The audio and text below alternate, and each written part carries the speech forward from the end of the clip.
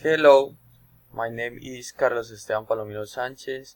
I live in Ismina Chocó, studying business administration.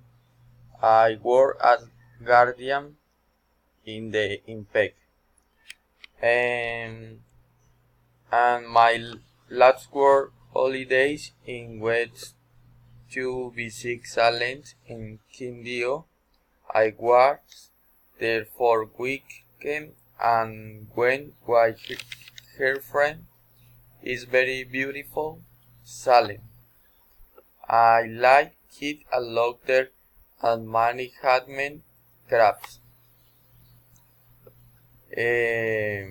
My recommendation art is recommend to wear one jacket.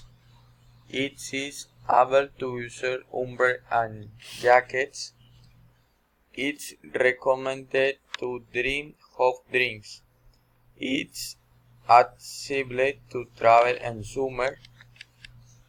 If you travel and winter is disabled to raincoats, is recommended to travel while light blanket is accessible to search of the hotels online.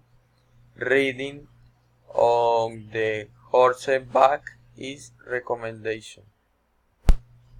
You should not trust strangers. You do not have to travel with documentation.